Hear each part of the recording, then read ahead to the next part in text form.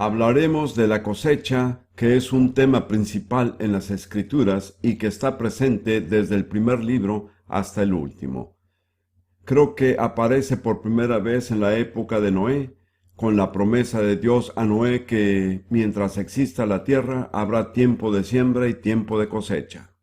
En primer lugar, volvamos al libro de Deuteronomio, que es el libro en el cual encontramos las instrucciones de Moisés para Israel justo antes de que entraran en la tierra de Canaán, y él les dio instrucciones muy completas de cómo debían conducirse y cómo podrían gozar de los beneficios y las bendiciones de la herencia a la cual Dios los llevaba.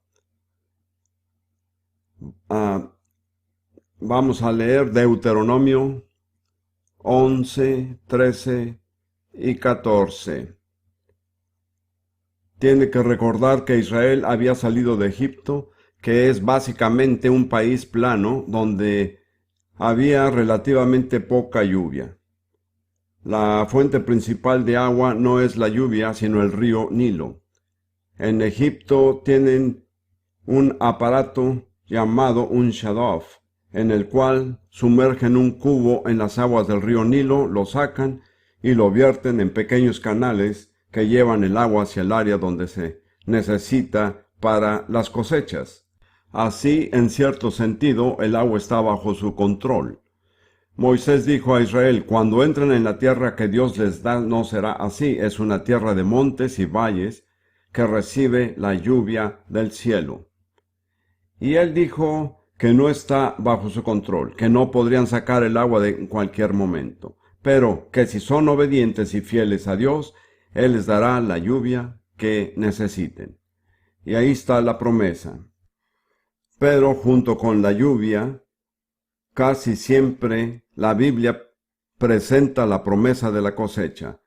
Y tenemos que comprender que la cosecha dependía de la lluvia. Eso es cierto, por supuesto, prácticamente en cada nación, pero es aún más cierto en la tierra de Israel. Porque hay realmente solo dos estaciones principales: la estación cálida y la estación fría y húmeda. Hay una primavera muy breve y un otoño prácticamente imperceptible.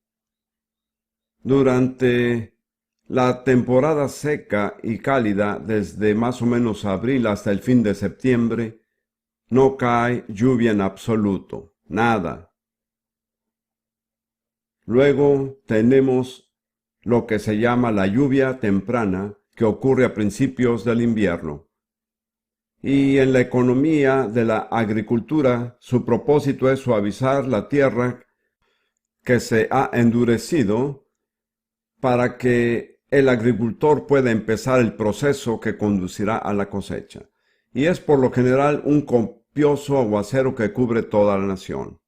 Luego, a lo largo del invierno, caen lluvias esporádicas en diferentes regiones, pero no hay copiosos aguaceros hasta lo que se denomina la lluvia tardía o la última lluvia, que por regla general cae en la época de la Pascua, que es el primer mes del año bíblico, que corresponde más o menos al mes de marzo o abril. Y el propósito agrícola de la lluvia tardía es hacer que la semilla germine. Si no hay lluvia temprana o tardía, la cosecha posiblemente fracasará. Así pues, la lluvia está siempre íntimamente ligada a la cosecha. Y en esta promesa que Moisés da a Israel aquí, él específicamente une las dos. También especifica las tres clases principales de cosecha. De ninguna manera son las únicas, pero son el grano, el vino nuevo y el aceite. Los encontrará a lo largo de la Biblia, al menos en el Antiguo Testamento. Estas son las tres cosechas básicas: la cosecha de grano, la cosecha de uva y la cosecha de aceitunas. Y aquí se mencionan, leeré el pasaje. Deuteronomio 11, empezando en el versículo 13. Si obedecieres cuidadosamente a mis mandamientos, es el Señor quien habla, que yo os proscribo hoy, amando a Jehová vuestro Dios, y sirviéndolo con todo vuestro corazón y con toda vuestra alma, yo daré la lluvia de vuestra tierra a su tiempo. Note que es un don de Dios. La Biblia subraya que la lluvia está bajo el control soberano del Señor. Yo daré la lluvia de vuestra tierra a su tiempo, la temprana y la tardía. Y luego observe el propósito en la economía de Dios. Y recogerás tu grano, tu vino y tu aceite. Hay tres formas de cosecha. Y esto de hecho aparece a lo largo de la Biblia, como veremos que se repite en Apocalipsis. También a lo largo de la Biblia, y esta es una revelación progresiva, la lluvia es una imagen del derramamiento del Espíritu Santo. Y de nuevo, creo que en la historia de la Iglesia, el derramamiento del Espíritu Santo corresponde a la lluvia temprana y a la tardía. Y la lluvia temprana cayó en el día de Pentecostés y sobre la iglesia primitiva, y fue un derramamiento universal sobre la iglesia como era entonces, y activó los procesos que fueron diseñados para conducir a la cosecha. Luego, a lo largo de lo que se denomina el invierno, han ocurrido derramamientos esporádicos del Espíritu Santo en algún lugar en casi todos los siglos. Sin embargo, no ha habido un gran derramamiento que haya visitado a la iglesia entera. Entonces, según creo, y esto es lo que entiendo, a principios del presente siglo, de hecho, el primer día del siglo, el 1 de enero de 1900, en cierto sentido, el derramamiento de la lluvia tardía comenzó. ¿Y por qué digo el 1 de enero? Porque ese día, en una escuela bíblica en Topeka, Kansas, en los Estados Unidos, una joven estudiante buscó a sus maestros de escuela bíblica y les dijo: quiero que me impongan las manos para que yo reciba el Espíritu Santo, conforme al modelo del Nuevo Testamento. Bueno, ellos no creyeron que ella terminaría hablando en lenguas, pero hicieron lo que ella pidió y ella habló en lenguas. Y eso, en un sentido, abrió el camino a la verdad del bautismo del Espíritu Santo. Después, en 1904, en la calle de Azusa, Los Ángeles, hubo una célebre visitación allí. Se habían presentado algunas señales previas del derramamiento del Espíritu, principalmente de hecho en Armenia, y muy interesante a finales del siglo pasado. Pero de algún modo se puede decir que en esencia que la lluvia tardía empezó a caer a comienzos del presente siglo y ha sido una visitación que en última instancia ha llegado a afectar a la iglesia entera. En el curso de los 90 años que han pasado, prácticamente no hay país ni sección de la iglesia que no haya tenido alguna clase de visitación sobrenatural del Espíritu Santo. Yo creo que esta es la lluvia tardía. No creo que sea el cumplimiento de la lluvia tardía. Creo que aún falta mucho por venir. Pero necesitamos tener en cuenta siempre en lo espiritual como en lo natural. Ponga atención. La lluvia es dada con el propósito de la cosecha. Y si usted no comprende esto, va a perderse el propósito de Dios para su vida. He estado en el movimiento pentecostal por 50 años. Ya sea que los llame pentecostales, carismáticos o como prefiera, o simplemente fanáticos. Ya sabe, si pertenecen a su iglesia son carismáticos, si pertenecen a otra iglesia son fanáticos, pero de cualquier manera hay dos tipos. Hay los que han entendido la razón del derramamiento y hay los que no. Y los que no lo han entendido forman nada más pequeños clubes espirituales.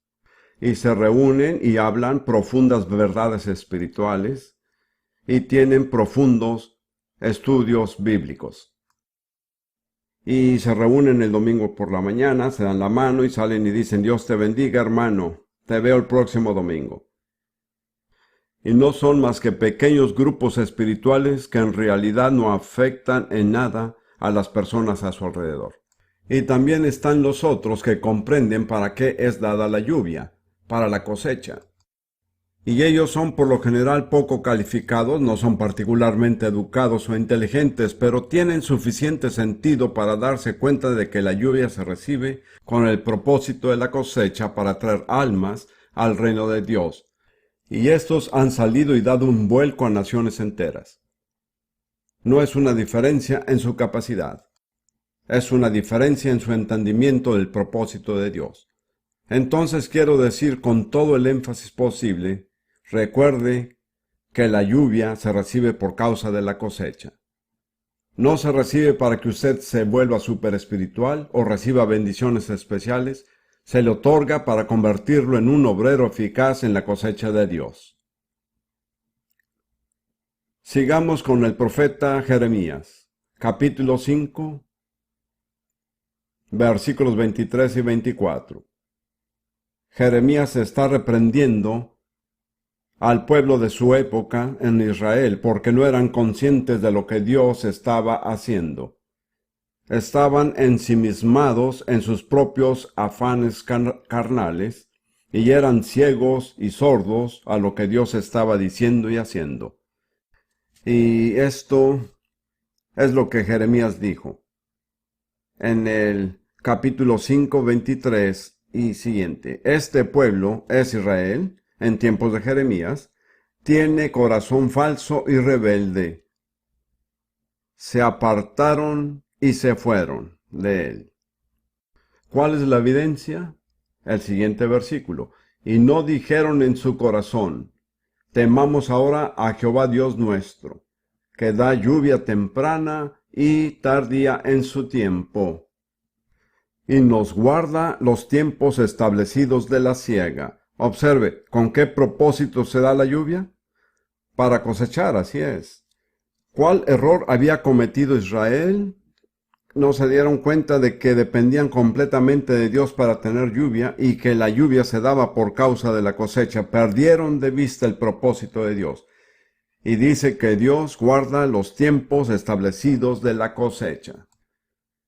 Eso se convirtió en una sorprendente revelación para mí hace años. De hecho, había entrado en un restaurante un poco antes y había escogido una mesa en la que quería sentarme. Pero cuando fui a sentarme había un pequeño letrero sobre la mesa que me mostraba que no podía sentarme ahí. Adivina qué era. Reservado. Y cuando leí este pasaje pensé, eso es. Dios ha puesto un letrero sobre algunas pocas semanas en las cuales la cosecha debe recogerse. Él las ha reservado. Él dijo a Satanás, tú no puedes tener esas semanas. Yo las he reservado para la cosecha. No son meses, sino semanas. Aquellos que son agricultores o trabajan la tierra y tienen campos sembrados, no tanto ganado, se darán cuenta y estarán de acuerdo conmigo cuál es la estación más crítica del año, cuál es la temporada más ocupada del año, cuál es la temporada en la que todos deben estar afuera, trabajando la cosecha, así es. Y en Proverbios, capítulo 10, versículo 5, es mejor si lo leemos. Proverbios 10, versículo 5. El que recoge en el verano es hombre entendido. El que duerme en el tiempo de la siega es hijo que avergüenza. Porque en el tiempo en que todos deben estar alertas y activos, él está durmiendo. Y avergüenza a su padre se avergüenza de él. ¿Cree usted que hay hijos en la iglesia que causan vergüenza a su padre? Porque en la hora de la cosecha están durmiendo. Durmiendo en los bancos de una iglesia, sentados allí, escuchando sermones, cantando himnos y totalmente indiferentes a la cosecha que debe recogerse. Podría ser que uno o dos de ustedes pertenezcan a esa categoría. ¿Recuerda lo que dije acerca del egoísmo? Tiene otro aspecto propio, encerrado en su propia bondad espiritual, emocionado con sus dones espirituales, capaz de hablar un lenguaje espiritual, pero dormido cuando se debe recoger la cosecha. Y luego pasamos a Joel, capítulo 2, y vemos en esta profecía de Joel el equivalente espiritual de la cosecha natural. No podemos abordar el tema completo de Joel, pero Joel tiene 3 secciones principales que corresponden a los 3 capítulos. Sección 1, desolación. Sección 2, restauración. Sección 3, juicio. Y aquí en el capítulo 2 llegamos a la restauración, y el agente de restauración es la lluvia, que es imagen del Espíritu Santo. Joel dice en el capítulo 2, versículo 23, «Vosotros también, hijos de Sión, alegraos y gozaos en Jehová vuestro Dios, porque os ha dado la primera lluvia a su tiempo», cayó sobre la iglesia primitiva, «y hará descender sobre vosotros lluvia temprana y tardía, como al principio, mes de la Pascua, marzo o abril». Y observe el propósito de la lluvia. Las eras se llenarán de trigo, y los lagares rebosarán de vino y aceite. ¿Cuáles son las 3 principales cosechas? El trigo, el vino y el aceite. ¿Qué los produce? La lluvia tardía. ¿Cuál es el equivalente espiritual de la lluvia tardía? Sigamos con Joel 2:28. Y después de esto, ya en la sesión anterior hablamos de lo que sucedió después, y recordarán que ocurrió después de que el pueblo de Dios se había reunido para ayunar, orar y clamar a Él. Y después de esto, Dios dice, «Derramaré mi espíritu sobre toda carne». Es interesante que Pedro citó ese versículo el día de Pentecostés y dijo, «Esto es lo dicho por Joel el profeta». Pero no dijo después, dijo en los postreros días. Pero en ese pasaje, en Hechos capítulo 2, si lo estudia cuidadosamente, Pedro cita a Dios como si dijera, «derramaré de mi espíritu», parte de mi espíritu.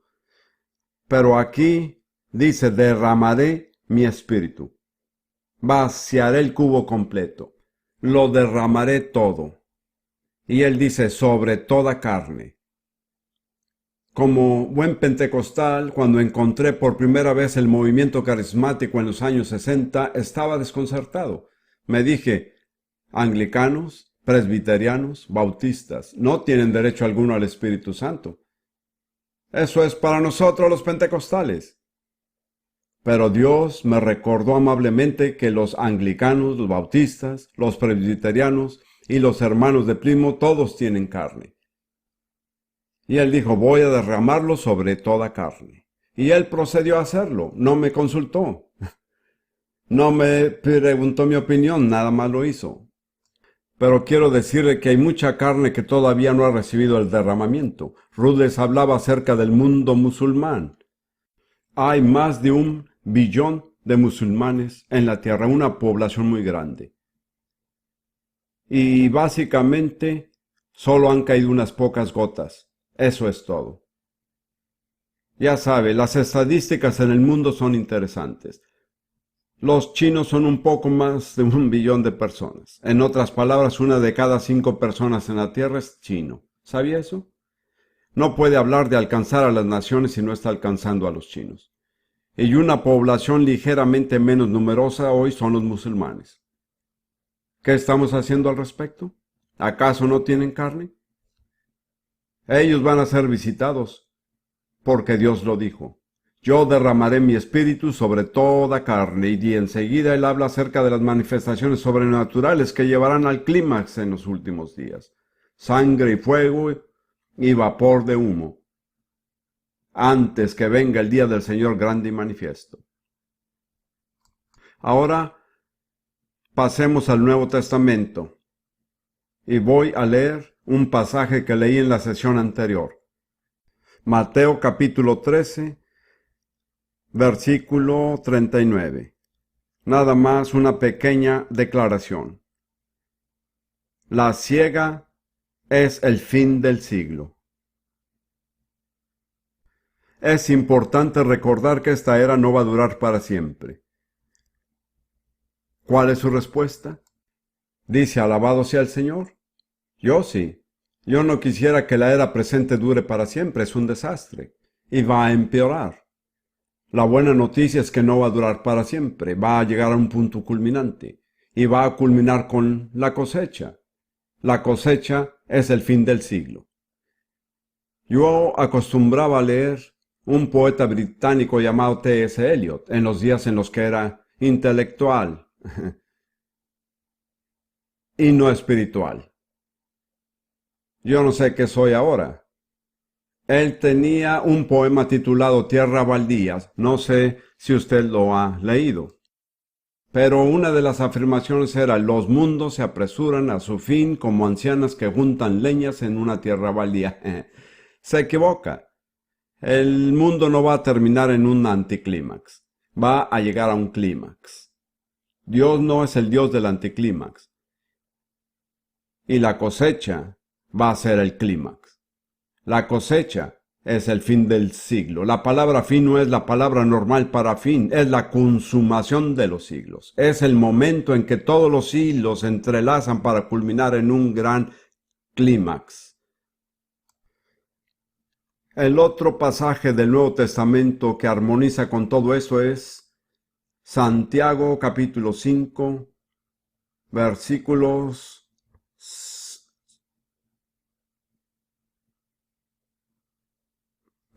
7 y 8. Por tanto, hermanos, tened paciencia hasta la venida del Señor. ¿Hasta qué? La venida del Señor, así es. ¿Cuál es la meta? ¿Qué estamos esperando? La venida del Señor, así es. Y tenemos que ser pacientes hasta entonces. Mirad cómo el labrador espera el precioso fruto de la tierra, aguardando con paciencia hasta que reciba la lluvia temprana y la tardía. Observe que la cosecha no puede recogerse. Sin importar cuánto anhele el sembrador la cosecha, no vendrá hasta que haya recibido la lluvia temprana y la tardía. Esto es cierto en lo natural y también se cumple en lo espiritual. Y Santiago pasa a su aplicación. Tened también vosotros paciencia y afirmar vuestros corazones, porque la venida del Señor está cerca. ¿Cuál es el clímax? La venida del Señor. Pero solo puede venir cuando la cosecha ha sido recogida. Y la cosecha no puede recogerse hasta que haya caído la lluvia tardía. De modo que hay tres acontecimientos que suceden uno después de otro. No creo que la Biblia señale el período exacto. Primero, la lluvia tardía. Segundo, la siega de la cosecha.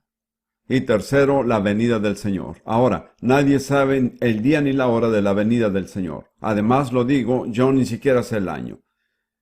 Pero creo que está muy cerca. Probablemente más cerca de lo que la mayoría de nosotros hemos pensado. No estoy diciendo que vendrá en este milenio. No sé cuándo Él vendrá, pero creo que vendrá más pronto de lo que pensamos. Sin embargo, va a venir en orden divino. Las cosas tienen que ser de la manera como Dios dice, que han de ser la lluvia tardía, la cosecha, la reunión final de las almas y la venida del Señor. Y debido a la explosión demográfica, el siguiente milenio alcanzará los 6 billones de habitantes. Nos dicen que esa es una cifra asombrosa. No podemos realmente comprender lo que son 6 billones. Si hay un mover soberano del Espíritu Santo que se derrama sobre la iglesia y sobre las personas que ni siquiera saben qué es el cristianismo, y si la iglesia reconoce el propósito de la lluvia, y está capacitada y es obediente, y sale en el poder del Espíritu, dotada con los dones del Espíritu, es perfectamente posible que en una década se salven más almas de las que se han salvado en toda la historia previa de la Iglesia. Personalmente, creo que esa es una subestimación. Creo que va a haber una multitudinaria reunión de almas en el reino de Dios. Y creo que está muy próxima que suceda. Ahora quiero hablar por un momento acerca de visión. El libro de Proverbios dice, donde no hay visión, el pueblo se desenfrena, se vuelve indisciplinado. Lo que nos permite ser disciplinados es la visión. No sé si ya se ha dado cuenta, pero por ejemplo, piensen en los deportistas que compiten en los Juegos Olímpicos y precisamente tenemos pronto unos Juegos. Pero para alcanzar ese nivel en el mundo deportivo, usted tiene que practicar la disciplina más intensa. Controlar su vida entera. Lo que usted come, el ejercicio que hace, los libros que lee, su preparación mental, las horas que duerme, el entrenamiento. Es intenso. ¿Qué motiva a esos hombres y mujeres a someterse a esa disciplina? Una visión. Un hombre se ve a sí mismo saltando más alto que cualquier hombre jamás haya saltado, o corriendo más rápido que todos, o lanzando una jabalina, y con esa visión delante de sus ojos, él se somete a una disciplina que la mayoría de los cristianos ni siquiera imaginan.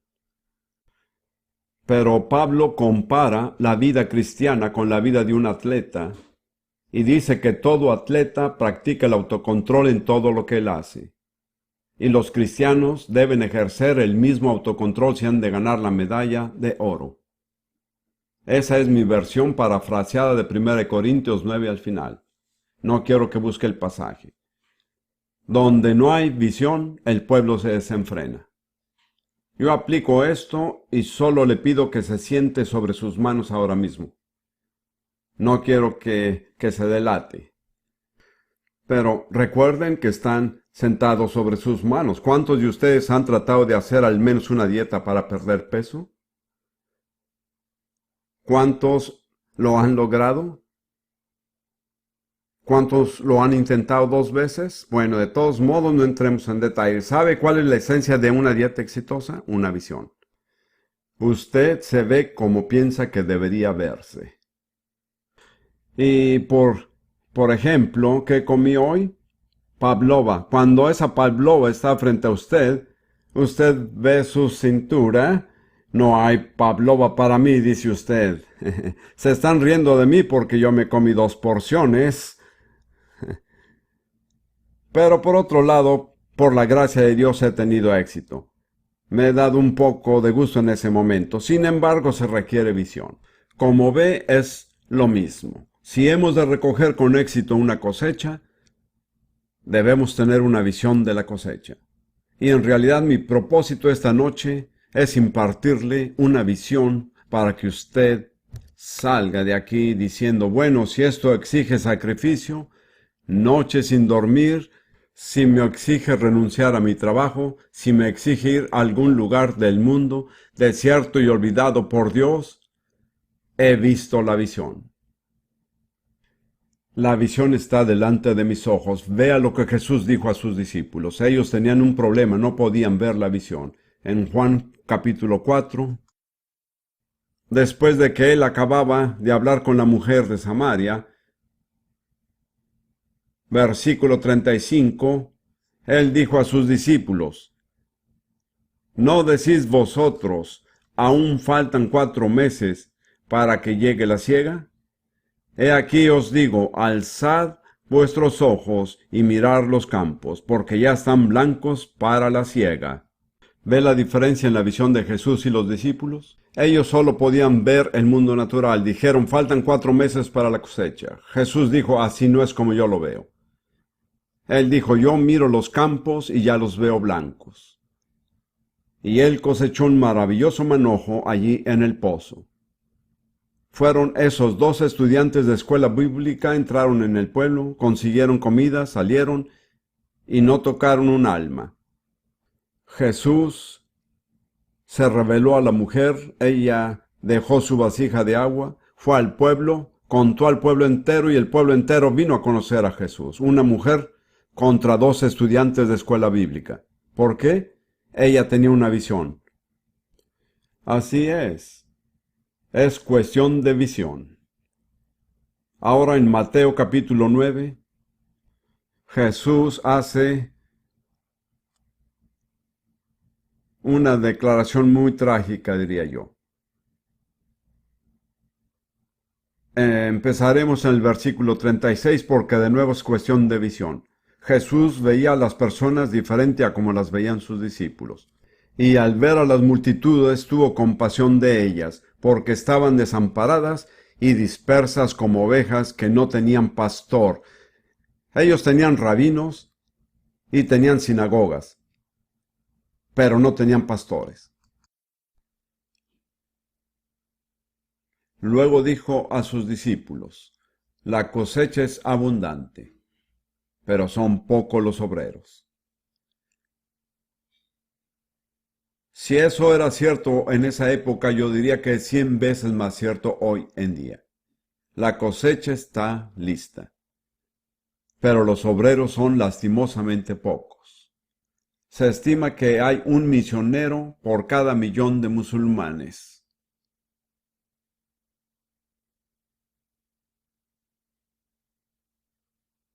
Y aún así la cosecha está lista. Rudy y yo hemos estado en Indonesia, que es básicamente una nación musulmana. Pero en los últimos 20 o 30 años se estima que el 30% de la población se ha vuelto cristiana. Y la demanda por la palabra de Dios es tal que no puede ser satisfecha. Hemos hablado acerca de videos. Hay un hermano allí que tiene un ministerio que consiste en poner cintas de video de enseñanzas bíblicas en cada aldea en Indonesia. No tienen electricidad, pero usan la batería de un auto o algo parecido para hacerlo funcionar. Una de las cosas que nos asombró en Malasia, que también es otra nación musulmán, puede pasar por varios pueblos que no tienen agua, que no tienen tiendas importantes,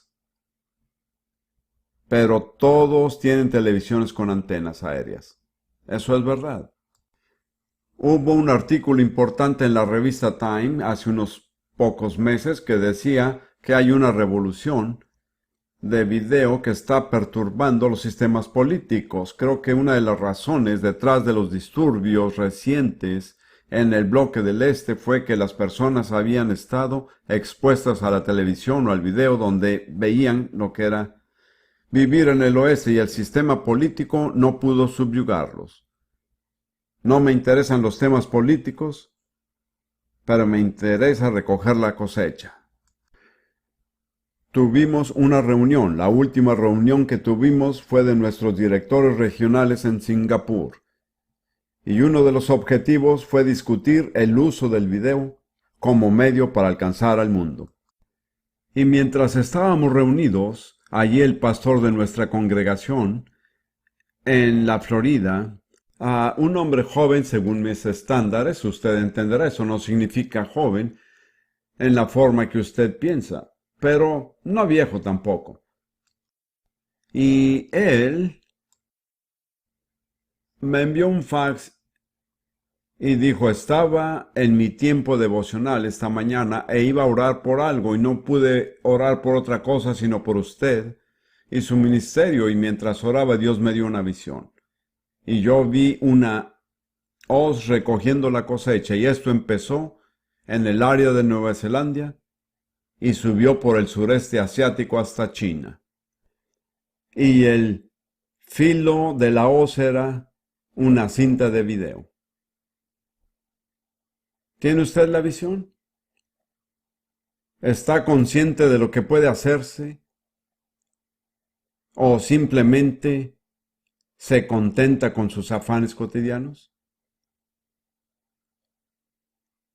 Usted podrá decir: bueno, hermano Prince, yo no tengo muchos dones. No soy predicador. No soy evangelista. Usted está en un gran peligro, ¿lo sabe? Usted toma la parábola de los talentos. Había tres tipos de personas. El hombre que recibió 5 talentos, trabajó con ellos y produjo 5 más. El hombre que recibió 2 talentos, trabajó con ellos y los duplicó. Su ganancia fue del 100%. Pero la persona que recibió un talento no pensaba que valiera la pena molestarse con eso. Entonces simplemente lo escondió bajo tierra, y cuando el amo regresó para ver lo que había hecho, dijo: aquí está tu talento, tenía temor de ti, lo escondí en la tierra. ¿Recuerda lo que dijo el amo? Siervo malo y negligente. ¿Se da cuenta de que la pereza es maldad? Y luego dijo: si no podías hacer nada tú mismo, debías haber dado mi dinero a los banqueros y depositarlo, y al venir yo, hubiera recibido lo que es mío con los intereses. ¿Y sabe qué dijo? Echadle a las tinieblas de afuera. Allí será el lloro y el crujir de dientes. Como ve, la persona de un solo talento es la que se encuentra en mayor peligro, porque su actitud es: no tengo mucho, ¿qué puede esperar Dios de mí? Bueno, permítame sugerirle que si usted no tiene suficiente para operar por sí mismo, póngalo en el banco. Invierta en otro ministerio que está haciendo el trabajo. ¿Lo ve? Todo el mundo puede hacer algo. Usted dirá: hermano Prince, ¿en qué debería invertir? Bueno, hay un ministerio llamado Derek Prince Ministries. No somos un ministerio grande, pero estamos, por la gracia de Dios, completamente comprometidos para recoger la cosecha. Pero suponga que eso no es lo que usted se siente guiado a hacer. Permítame mencionar solo unos, y nadie me paga por esto. Esta juventud con una misión, un grupo de personas comprometido con la visión de la cosecha. Esta operación movilización, otro grupo de alcance mundial con la misma visión. Está Puertas Abiertas del hermano Andrés, que busca alcanzar a los que no han sido alcanzados. Está Ministerios Maranata, que busca alcanzar a los estudiantes del mundo entero. Y esa es nada más una lista, 4 o 5. No estoy sugiriendo que debe involucrarse en uno de estos, pero usted no debe sentarse en una iglesia y no hacer nada, porque el Señor va a venir y usted tiene que responder por ese talento. Y sería una tragedia que Él tuviera que decir de alguno de ustedes: echarle en las tinieblas de afuera. En Mateo 25 hay 3 perfiles de personas a quienes Dios rechaza por completo. Las vírgenes insensatas, el siervo infiel que no usó su talento, y las naciones cabras que no mostraron misericordia hacia los hermanos de Jesús. Y todos ellos fueron finalmente expulsados de la presencia de Dios, sin opción alguna. Usted me preguntará: ¿qué tienen en común? ¿Qué hicieron todos que causó ese rechazo? Le puedo resumir esto en una sola palabra. ¿Sabe qué palabra es? Nada. Eso es lo único que tiene que hacer para ser rechazado. Nada.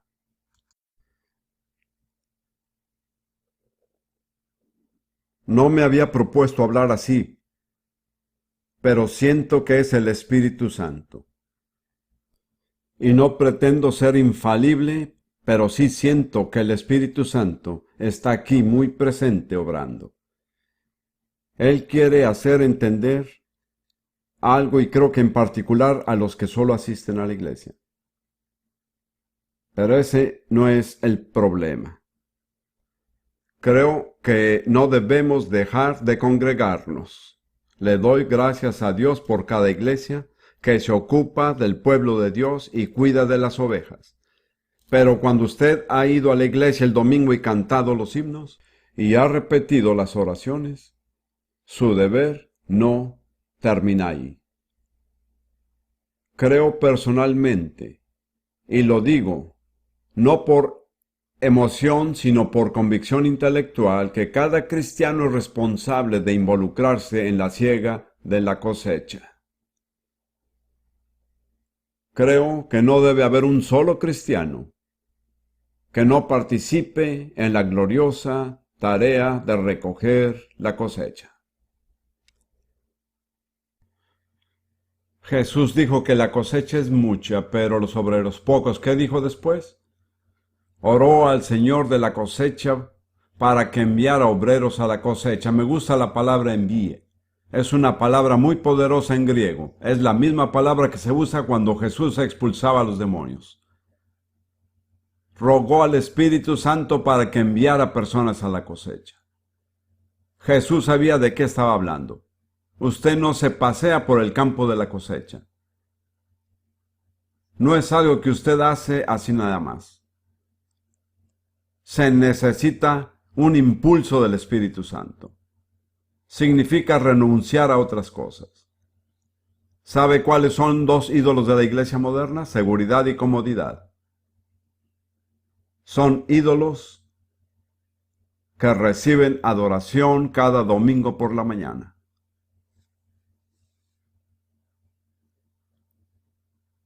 Quiero continuar con la imagen de la cosecha. Quiero mostrarle algo que todavía no he tratado. Habrá más de una cosecha. Habrá una cosecha de misericordia y habrá una cosecha de juicio. Y van a suceder una tras otra muy de cerca. Ambas se describen en el capítulo 14 de Apocalipsis. Sé que hay cosas en Apocalipsis que no entendemos, que yo no entiendo. Pero yo nunca dejo que aquello que no entiendo me impida actuar conforme a lo que sí entiendo.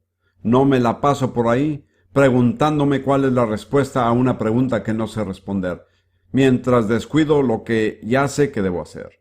¿Recuerda lo que dije acerca de las cosas secretas y de las cosas reveladas? Algunas cosas son secretas. Hay algunos secretos acerca de la interpretación exacta de Apocalipsis que nadie sabe. Pero hay muchas cosas que son reveladas. Creo que esta verdad de las dos cosechas es una revelación muy clara. Veámoslas. Empieza en Apocalipsis 14:14 y en primer lugar tenemos la cosecha de grano. ¿Usted recuerda el orden de las tres cosechas? El grano, las uvas y las aceitunas. Ese orden permanece hasta aquí en el libro de Apocalipsis. Y aquí vemos en primer lugar una imagen de la cosecha de grano, que es la cosecha de misericordia, la reunión de las almas en el reino de Dios. Juan el revelador dice: miré y aquí una nube blanca, y sobre la nube uno sentado semejante al Hijo del Hombre, que tenía en la cabeza una corona de oro, y en la mano una hoz aguda. Creo que ese debe ser Jesús. Nadie más podría corresponder esa descripción. Es Jesús como el Señor de la cosecha. ¿Recuerda que Él mandó orar al Señor de la cosecha? Y del templo salió otro ángel clamando a gran voz al que estaba sentado sobre la nube: mete tu hoz y siega, porque la hora de segar ha llegado, pues la mies de la tierra está madura. Y el griego dice que la cosecha de la tierra está lista, madura, está en peligro de perderse. Y dice: y el que estaba sentado sobre la nube metió su hoz en la tierra, y la tierra fue segada. Yo imagino, y puede que no sea exactamente que se verá así, pero yo imagino al Señor lanzando la hoz por todo el planeta, y me imagino algo tan rápido que toda la cosecha, quién sabe, podría recogerse en 5 años. Tal vez menos, tal vez más, no va a ser mucho tiempo. Una de las características notables del mundo hoy es que todo se está acelerando, ¿lo ha notado? Lo que tomaba 100 años toma ahora 10 años. Lo que tomaba 10 años ahora toma 1 año. Eso es cierto con respecto a la obra de Satanás, pero también es verdad respecto a la obra del Señor. Hay un sentido de urgencia. Entonces la cosecha de grano, la cosecha de misericordia se recoge. ¿Qué sigue? Salió otro ángel del templo que está en el cielo, teniendo también una hoz aguda. Y salió del altar otro ángel que tenía poder sobre el fuego, y llamó a gran voz al que tenía la hoz aguda, diciendo: Mete tu hoz aguda, y vendimia los racimos de la tierra, porque sus uvas están maduras. Yo no creo que el que recoge aquí la cosecha sea el Señor, es algún ser angelical. Y ahora no se trata de una cosecha de grano, sino de uvas. Y sabe, en Israel ya no es de esta manera, pero la forma tradicional de manejar la cosecha de uvas es con dos cisternas, como si fueran dos cámaras en una roca. Una más arriba que la otra, y había un pequeño canal que comunicaba desde la superior hasta la inferior, y ponían todas las uvas cosechadas en la cámara superior. Luego saltaban una y otra vez, dando gritos de alegría. Hay varias imágenes en la Biblia de personas que pisoteaban la cosecha de uva. Y hay una imagen de Jesús en Isaías 63, cuando viene de Bosra, y Bosra es la palabra hebrea para referirse a la cosecha de uva. Su vestido está manchado de sangre, y el profeta dice: ¿de dónde vienes? Y él dice: he venido de pisotear el lagar del juicio de Dios. Su vestido estaba salpicado de sangre, tal como los vestidos de aquellos que pisotean las uvas y son salpicados del jugo de las uvas. Esta es la imagen. Y el ángel arrojó su hoz en la tierra, y vendimió la viña de la tierra, y echó las uvas en el gran lagar de la ira de Dios.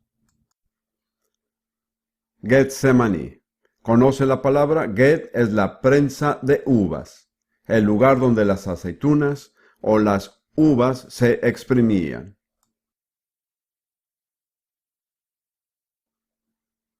Sigamos. Y se pisoteaba el lagar. ¿Ya ve por qué era pisoteado? Estaban exprimiendo las uvas fuera de la ciudad, y la sangre salió del lagar hasta los frenos de los caballos. 1,600 estadios, que son casi 300 kilómetros. Muchas personas piensan que la interpretación de Apocalipsis es alegórica. Yo no encuentro mucha explicación alegórica de la profecía en la Biblia. No hay nada en el Antiguo Testamento. Todas las profecías de Jesús en el Nuevo Testamento que vienen del Antiguo Testamento se cumplieron. No hay una sola que fuera alegórica, y puede encontrar al menos 30 que no lo fueron. No hay antecedente en la Biblia de alegorización de la profecía. Algo que fue inventado después de que la Biblia fue cerrada. Pero voy a hacerle una pregunta. ¿Piensa usted que esta sangre fue sangre alegórica? ¿Existe tal cosa como sangre alegórica? ¿Está su mente preparada para aceptar el hecho de que Dios va a juzgar al malvado? Como ve, la influencia del humanismo, muy extendido en la iglesia, casi nos ha llevado al extremo de pensar que Dios debería disculparse por juzgar a alguien. El problema de Dios no es juzgar al malvado. El problema de Dios es buscar la manera de perdonar al malvado. Y solo Dios puede solucionar ese problema por medio de la cruz. Pero no malentienda este asunto. Dios sigue siendo el juez, y Él va a juzgar a todos los malvados de la tierra. Es importante porque esto afecta la manera como se relaciona con las personas. Yo no creo que usted podría predicar como predico yo, para bien o para mal, si yo no creyera en el juicio de Dios. ¿Cuál sería el propósito del Evangelio si no hubiera juicio?